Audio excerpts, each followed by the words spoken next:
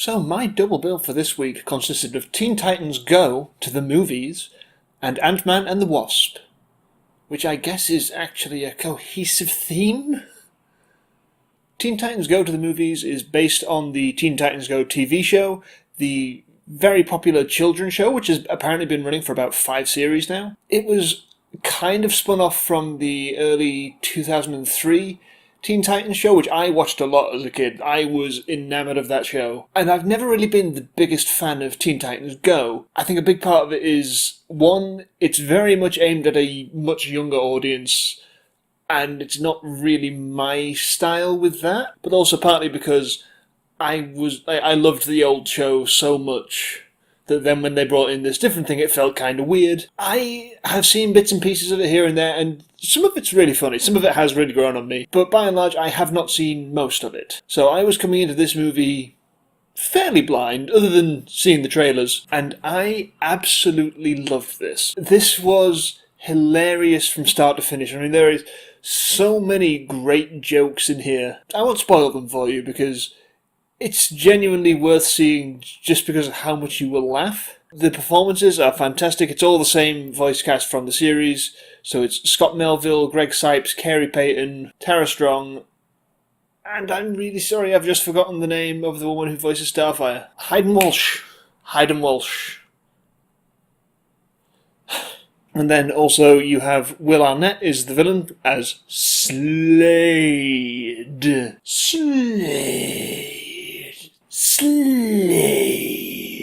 It's a thing that they do in the movie. And then my favourite performance in this movie is a supporting performance. It is Nicolas Cage as Superman. Casting Nicolas Cage as Superman is possibly the best joke this movie could have done because of the whole thing where he nearly played Superman in a movie in the 90s. Like, where they'd got so far as making a suit for him and everything. That movie was practically getting made and then got stopped. And so Nicolas Cage finally gets to play Superman, and he's really funny. Just hearing Nicolas Cage going, "You guys are goofsters," and stuff like that. It's really fun. There's not that much plot to it. I mean, the plot of the movie is that Robin sees all these other superheroes getting movies, and he wants to have either his own movie or a Teen Titans movie. Mostly, he just wants a movie about him. And it's kind of the lengths that he will go to get that, and then Slade starts using his mind manipulation to trick him into helping him out. There's not much in the way of emotions. Like, when the movie does have its emotional moments in it, they then make fun of the fact that they're having emotional moments and how cliched that is. It's a movie that knows exactly what it is. If there is anything that I would say about this movie as a net positive for it, it is that it knows precisely what it is, and it has fun with it. And I can't fault it for that. Whether or not you like the tone of this movie will play on whether or not you think the jokes are good, whether or not you would recommend it. For me, the tone of this movie absolutely works. It's very irreverent, never has a moment where it's like taking itself too seriously. Some of the jokes are so clever and had me basically doubled over laughing in the cinema. And that's great. I just really enjoyed this, and I would highly recommend it. For like comic book movie fans, there's a lot of good jokes at the expense of the industry in there. There's a lot of good jokes specifically about DC films. There's some Marvel jokes. Stan Lee makes a cameo in a DC film, and that's really funny. So yeah, Teen Titans Go, absolutely loved it, would recommend. Ant-Man and the Wasp is also really fun. It was a good day for movies. So, the first Ant-Man, I remember thinking it was okay. Like, nothing amazing, nothing about it kind of stood out, and I do not remember basically anything about it a few years later. So when I was going into this second one, I was like, I'm sure it'll be fine. You know, it's pretty rare that you go see a Marvel movie and you don't come out going, yeah, it was alright. The plot is that Ant-Man, Scott Lang, has to come back into the business when he gets a message in his head from the quantum realm with Janet, the original Ant-Man, Hank Pym's wife, who has been trapped there, and they think now that they'll be able to open their way back in and, using the message that she is sending them, bring her back. And so the whole plot revolves around them getting the equipment they need, and then their lab gets stolen because you can shrink it down because it's Ant-Man, and they have to get it back, and then it's this kind of back and forth with, we need to get here and do the thing, we need to do this, a bit of a heist movie, and it's got a bunch of really fun, clever scenes to it. Overall, again, my reaction was, it's okay. But the absolute star of the whole thing is Evangeline Lilly as the Wasp. Far more than Paul Rudd as Ant-Man, she gets to stand out in the action scenes, and she gets some good lines here and there. Where it does come into play is the action scenes of her, like, fighting people and, like, shrinking and growing and, like, blasting stuff and growing that up. And, like, they've got, like, they can shrink the cars down and then drive around with them and then expand them up again.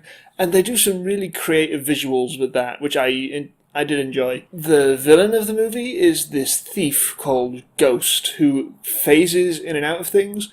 And I liked her because she was a fairly sympathetic villain. Like, you understood where she was coming from, why she was doing the things she was doing. It is good to see that. I feel like Marvel recently have actually been knocking it out of the park on their villains. I've heard the two biggest complaints people have had against Marvel movies the past few years have been that the villains weren't very good and that the scores weren't very good. And this movie delivers on both fronts. The villain is really interesting, and, like, they pay off a lot of the emotional stakes with her in a lot of good ways. And the score has a lot of really memorable beats. There's one track in particular that I really enjoyed, which is this whole bit where they're breaking into Scott's daughter's school to steal back this trophy that has got the original Ant-Man suit hidden inside it. And the score, and it was just like this really fun heist movie score. That's what this movie is, most of all. It's like a heist movie, same like the first one. And they know that, and they have fun with that, and it's an enjoyable movie. It's, again, there are far better movies in the Marvel canon, and in fact, this year alone, Marvel, previously before this, had Black Panther and Infinity War, so this one was always kind of going to fall short out of the Marvel movies this year. It genuinely is just kind of one, you'll watch it, you'll enjoy it while it's on, and then you won't think about it for ever again. That's about all I can say, really. Watching these two as a double bill, it worked out pretty well. I watched Teen Titans Go first and then Ant-Man and the Wasp. I kind of wish I'd done it the other way because I thought Teen Titans Go was the more fun movie. So yes, overall, I would say both these movies are really fun. I would recommend them both. Teen Titans Go has slightly the edge for me. At the same time, you need to know that today I did not sleep last night. I was awake from 4 in the afternoon yesterday, and then I went to go see these movies, and I was afraid I was going to fall asleep during both, and I didn't fall asleep during either. So I would say that is a good positive. It is worth going to see them, and never, ever take a job where you work night shifts. It's just not worth it. Thank you so much for watching. Let me know if you've seen these movies and what you thought of them in a comment below. Click the subscribe thing up there. There's a recommended video at the top, and then down here you will see a video from a channel called Leah Hather Reviews. At the moment, she is doing 31 Days of Dwayne Johnson, and I appeared in her video talking about the Scorpion King. You can check that out right here, and in the description, I will put a link to her channel. She reviews a lot of movies. She's very cool. Give her a watch.